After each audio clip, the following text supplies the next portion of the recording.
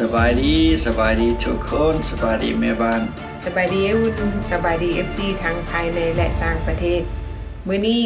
เฮาจะพาทุกคนไปเบิ่งเรื่องราวของผู้ชายคนลาวเนาะหรือว่าคนลาวเราได้ไปรายงานตัวต่อเจ้าหน้าที่ไอซ์แต่ว่ารอบนี้เป็นรอบล่าสุดของเราที่ไปรายงานตัวที่ผ่านมาเราก็เคยไปรายงานตัวผ่านมาแล้วเนาะแต่ว่ารอบนี้เฮาสิไปเบิ่งว่าเราไปรายงานตัวรอบนี้มันจะเกิดหยังขึ้นกับเราเนาะไปเบิ่งคลิปเนาะพี่น้องเนาะ What happened at the last game? Don't tell me. Alright, when we get a chance, just sign where it says alien signature. You can put that information in if you want. Let's fucking go.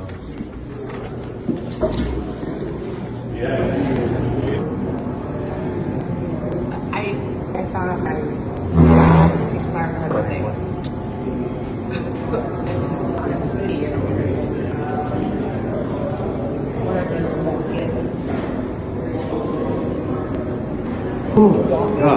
เป็นอะไรพี่น้องหลังจากเห็นคลิปเนาะไอ้วุ้นเห็นคลิปแล้วรู้สึกจังได๋ เฮารู้สึกดีใจ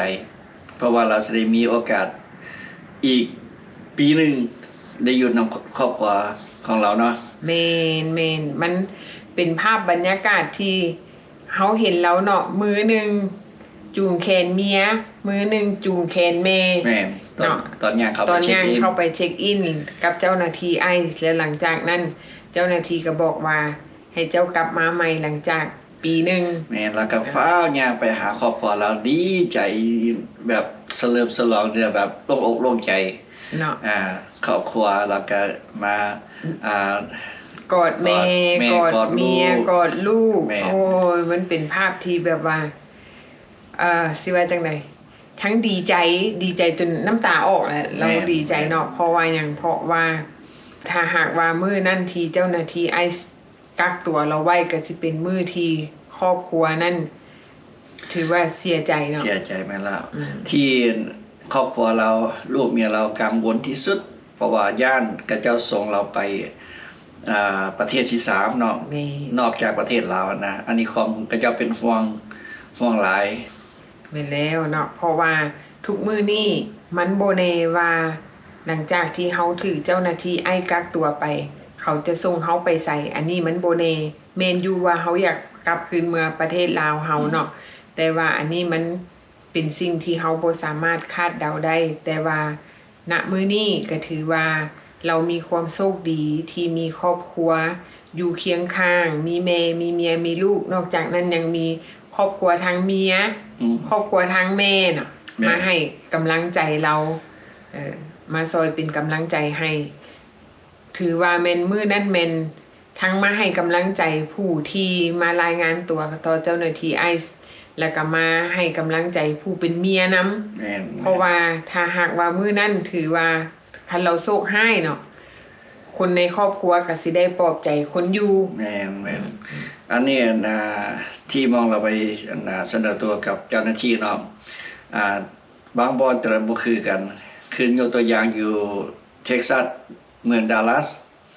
ก็เจ้าไปเสนอตัวแบบตัวไปเว้ากับ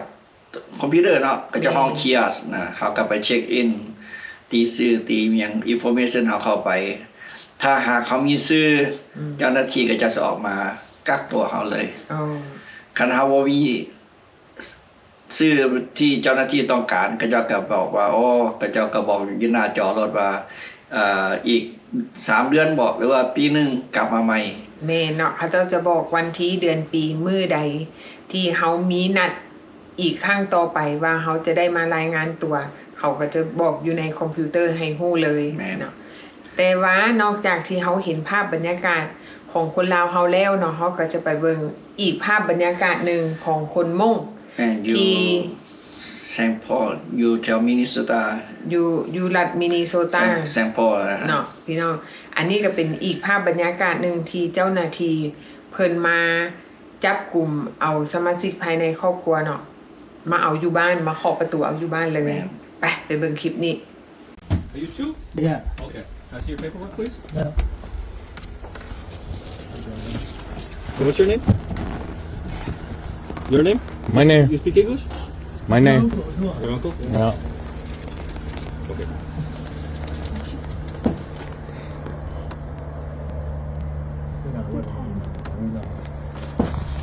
Tama.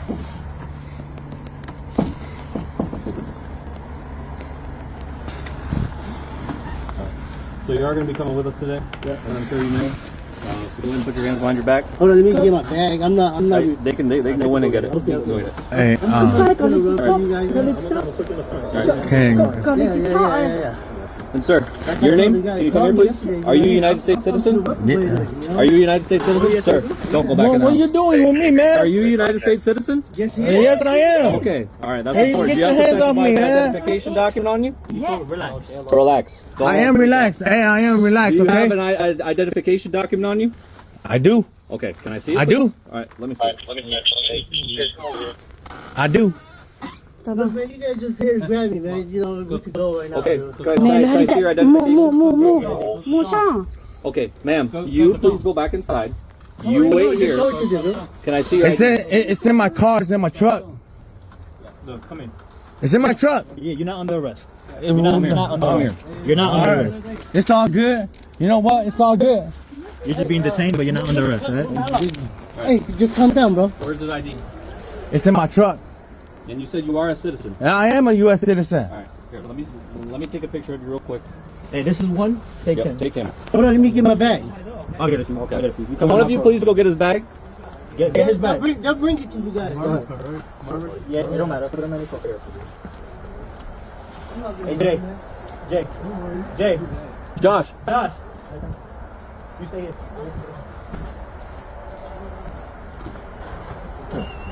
Is your Fortify working?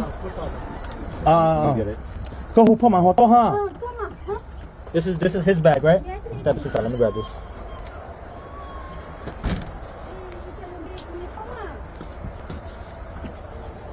Did one of them get your ID? My U.S. citizen certificate is in there. You have a U.S. citizen certificate? Yeah. Passport? I have my ID right here. Where, It's right here? in my wallet. Where's your wallet? Right here. It's in my pocket right here. Hold on. I don't know what the fuck it is. It's right here, man. Don't move. Look at the camera. Bro, do me a favor. Stop moving. Stop moving.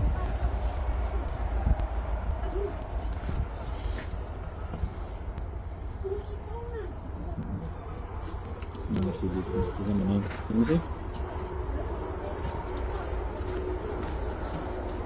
Maybe you guys work. Eraser. Dorelis, come grab this bag. No hits. Let me see. One down and you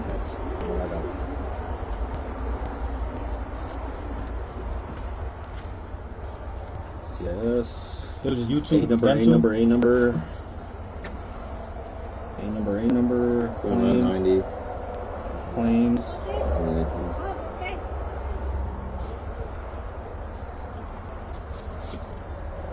Is this him? Yeah.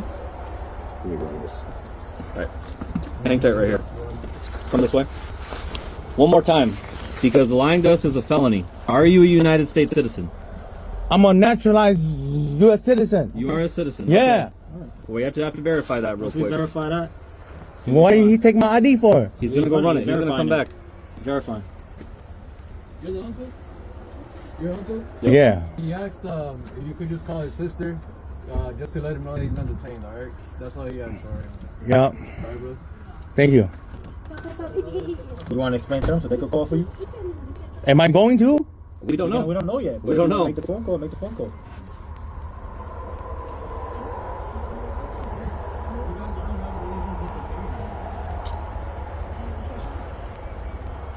Lawyers.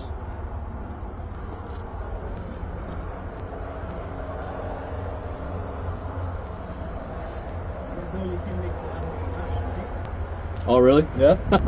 Who told you that? You hear that on CNN? Yeah.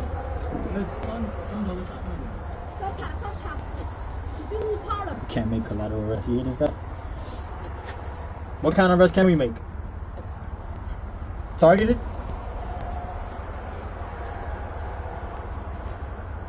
I'm asking. Let me see. What is going on here, man? You know somebody who works with us? No?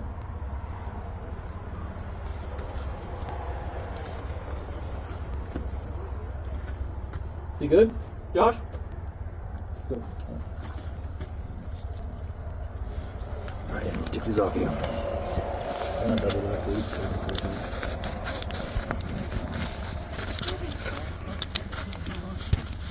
What's going on with this cup?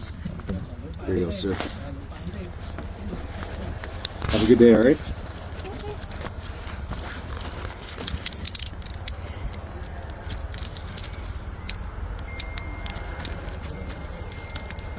All the way? At least you lefty, righty, righty. What's going on with these? Oh, there we go. Alright. Sorry about that, sir. Have a great day. Leave it right there, man. All right. Mira, ¿lo pones? สปอร์ตเลยก็ไปอ่ะ Okay, okay, okay. รถเช่นรถที่รถเช่น เป็นอะไรพี่น้องหลังจากเขาเห็นคลิปนี้เนาะทุกคนสังเกตได้อย่างแดหลังจากที่เห็นคลิปนี้บ่ฮู้ว่าทุกคนสิเห็นตรงกันกับแม่บ้านหรือบ่ เฮาได้ความรู้หยังจากที่คลิปนี้บ่ แม่นไอ้คุณได้อย่างใด เฮาได้รู้ว่าเฮาต้องอยู่ห่างๆบ่ต้องไปสับสนที่เจ้าหน้าที่มาเฮ็ดเวียกเฮาอาจจะถ่ายรูปถ่ายวิดีโอได้แต่ว่าเฮาก็บ่ต้องถามเขาเจ้านะ โอ้ความหมายภาษาลาวว่าบ่ต้องไปสนแข้งสนขาเขาบ่ต้องไปสอบไปถามเนาะพี่น้องเนาะเพราะว่าคลิปนี้มันสอนให้เฮาฮู้ว่าก็แม่นอยู่ว่าคนที่ถูกจับไปเนาะเป็นสมาชิกภายในครอบครัวเวลาเฮาไปถามเขาถามได้บ่ถามได้แต่ว่าเวลาเจ้าหน้าที่ถามคืนมาเฮาสิคาได้ถ้าหากว่าเฮาตอบคำถามเขาบ่ได้ยกตัวอย่างคือเคสนี้เนาะแล้วถามแล้วคล้ายๆว่าเราไปสอบไปถามวนวายกับเจ้าหน้าที่ไอซ์เนาะหลังจากนั้นเจ้าหน้าที่สอนเราคืนว่าเจ้าเป็นคนสัญชาติอเมริกาบ่เราก็ตอบว่าข้อยเป็นคนสัญชาติอเมริกาเป็นพลเมืองอเมริกาถูกต้องตามกฎหมายซั่นค่อยขอเบิ่งเอกสารเจ้าแดแล้วบอกว่าเอกสารค่อยก็มีแต่ว่าค่อยเอาไว้อยู่ในรถแม่นเจ้าหน้าที่ไอซ์ก็เลยขอเบิ่งบัตรประจำตัวแล้วก็จกให้เบิ่งเนาะบัตรประจำตัว ID แล้วก็เอาบัตรประจำตัวให้เบิ่งหลังจากนั้นเจ้าหน้าที่ก็ตรวจสอบบัตรประจำตัวเลขบัตรเราตรวจสอบผ่านทางโทรศัพท์แต่ว่าข้อมูลมันออกมาบ่ชัดเจนหลังจากนั้นเจ้าหน้าที่เขาเจ้าก็เอาไปกวดอยู่ในคอมพิวเตอร์ของเขาที่อยู่ในรถมีหมอนึงก็แล่นไปรถไปกวดสอบแล้วก็โทรมาบอกว่าโอเคเราเป็นคนสัญชาติอเมริกาแท้หลังจากนั้นเขาเจ้าจึงปล่อยเขาเจ้าใส่แฮนด์ใส่กระลับมือเราเนาะถ้าหากว่าบังเอิญมือนั้นเจ้าบอกว่าเจ้าเป็นคนสัญชาติอเมริกาแต่ว่าเจ้าบ่มีหนังสือที่ไปยั่งยืนให้เจ้าหน้าที่ณตอนนั้นณวินาทีนั้นเจ้าขออาจจะกลายเป็นผู้โชคร้ายที่เจ้าหน้าที่ต้องจับตัวเจ้าไปก่อนแล้วหลังจากนั้นเจ้าจึงนำเอกสารเพื่อไปยั่งยืนตัวตนว่าเจ้าเป็นคนสัญชาติอเมริกาแท้เนาะอันนี้ก็เป็นอีกคลิปนึงที่เฮาเบิ่งแล้วมันก็ได้บทเรียนได้มาเตือนสติว่าถ้าหากว่ามันเกิดขึ้นกับครอบครัวใดก่อนที่เฮาจะไปเว้ากับเจ้าหน้าที่ไอซ์หรือว่าเฮาจะไปมีส่วนเกี่ยวข้องหรือว่าเฮาจะไปสอบถามเฮาต้องแน่ใจว่าเฮามีหนังสือหรือว่ามีเอกสารยั่งยืนตัวตนเฮานั่นอยู่ในมือเฮาณตอนนั้นเนาะบังเอิญเขาถามแล้วบ่มีมันอาจจะเกิดปัญหาเนาะพี่น้องเนาะก็เสียเวลาเฮาเนาะแม่นเสียเวลาเพื่อที่ว่าเฮาจะเอาหนังสือไปยั่งยืนบังเอิญบัดนี้เฮาว่าเฮามีบัดเฮาไปซอกแล้วมันบ่มีเฮ็ดจังได๋เฮาลืมบอนไว้ก็ถูกจับตัวไปนั่นเห็นบ่เนาะเสียเวลาไปอีกหลายชั่วโมง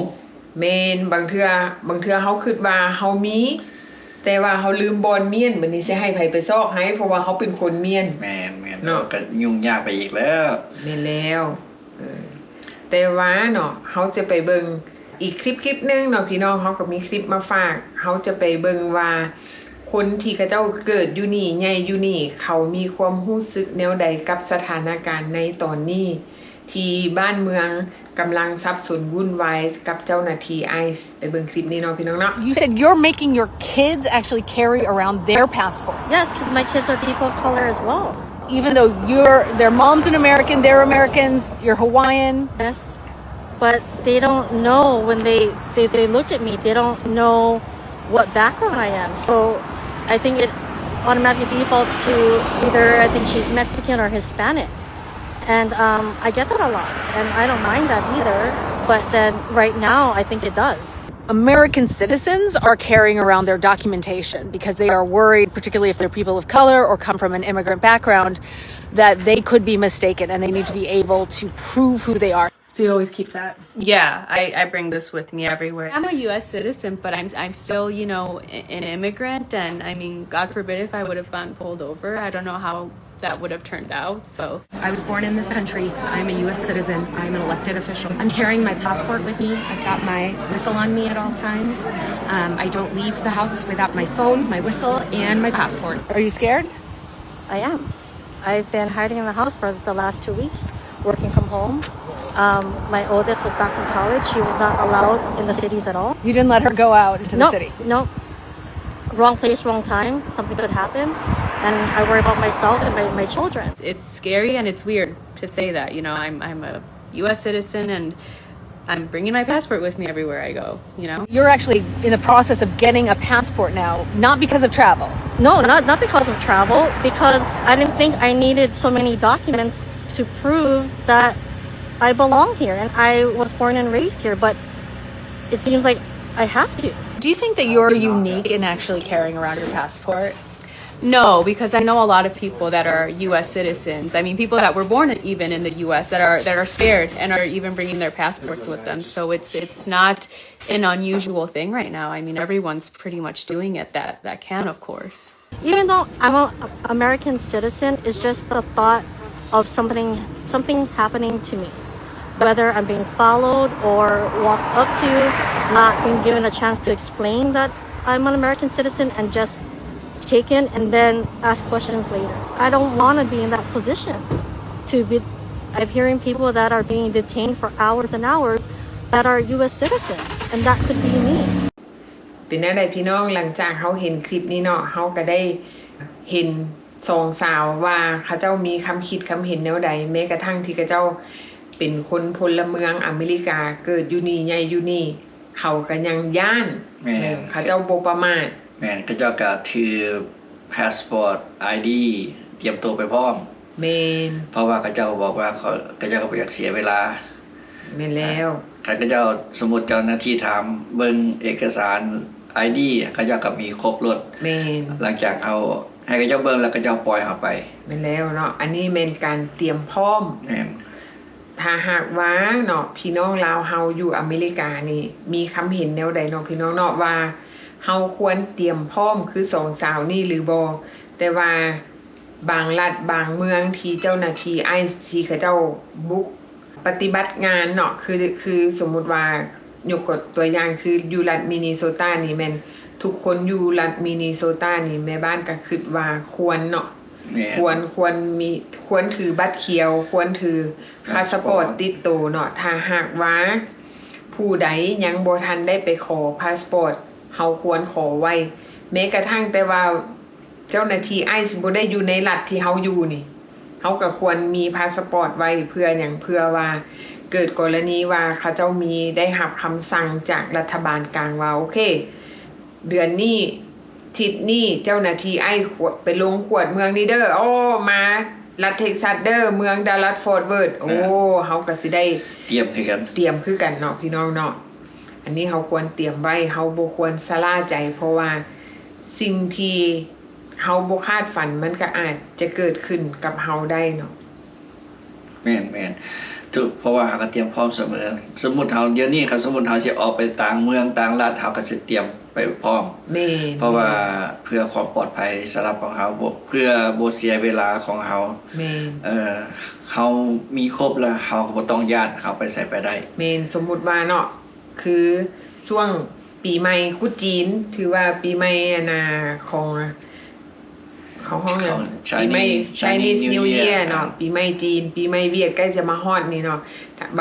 บางคนก็ไปเที่ยวต่างรัฐต่างเมือง บางคนก็ไปยามพี่น้องจังซี่ควรถือพาสปอร์ตติดตัวไปนำบ่ว่าจะขี่ยนต์หรือขี่รถเฮาบ่ฮู้เด้มึงเทื่อเฮาขี่รถผ่านไปหลายรัฐแม่นบ่ล่ะบางทีเขาอาจจะพอเจ้าหน้าที่ไอ้ที่เขาเจ้าตั้งด่านกวดบอหรือว่าเขาขี่รถไปตามถนนหนทางคันเขาสงสัยเขาอาจจะยุดเฮากวดคนเฮาเพราะว่าตามที่เขาเบิ่งคลิปสองสาวเนาะเขาเจ้าบอกว่าเดี๋ยวนี้เจ้าหน้าที่ไอ้เขาบ่ได้เบิ่งเฮาว่าเฮาเป็นซิติเซนหรือบ่เป็นซิติเซนเพราะว่าเขาเบิ่งสีผิวสีผมเนาะเพราะว่าเขาคิดว่าเฮาเป็นคนต่างชาติสิเขาบ่ได้คิดว่าโอ้เฮาเกิดอยู่นี่ใหญ่อยู่นี่เขาคิดว่าเฮาเป็นคนลาติโนเอาว่าง่ายๆเนาะเอาว่าผิวขาวแม่นเนาะคันบ่เป็นผิวขาวเขามีสิทธิ์กวดเฮาเนาะพี่น้องเนาะเพราะว่าปัจจุบันนี้มันเป็นปรากฏการณ์แบ่งแยกสีผิวเนาะมันเป็นการแบ่งสั้นวรรณะไปแล้วจากที่อเมริกาเคยมีเสรีภาพสิทธิเท่าเทียมสิทธิเสมอภาคแต่ว่ามื้อนี้มันได้เปลี่ยนไปแล้วเนาะพี่น้องอันนี้เฮาควรระวังตัวเนาะบ่มีไผออกมาบอกเฮาดอกแต่ว่าเฮาควรฮู้ด้วยตัวเฮาเองเฮาควรติดตามข่าวสารบ้านเมืองว่ามันเกิดหยังขึ้นนะปัจจุบันเฮาก็ระมัดระวังตัวเอาบางคนอาจจะคิดว่าโอ้ออกมาปั่นข่าวให้คนย่านปั่นข่าวให้คนตื่นบ่แม่นเนาะบ่ถูกไผบ่ฮู้เพราะว่าหลายๆคนที่เขาเจ้าถือเขาก็ย่านคันสำหรับคนใดที่ยังบ่ถือก็บ่ย่านแต่ว่าเฮาก็มีสติระวังตัวเตรียมพร้อมไว้ดีที่สุดเนาะพี่น้องโอเคสำหรับคลิปนี้เฮาก็มีเรื่องราวมาเล่าให้ทุกคนฟังพอหอมปากหอมคอเนาะพี่น้องเนาะว่ามันเกิดหยังขึ้นแดเกี่ยวกับข่าวสารบ้านเมืองเฮา1 วันพันเหตุการณ์เนาะพี่น้องพอกันใหม่เนาะคลิปหน้าบ๊ายบาย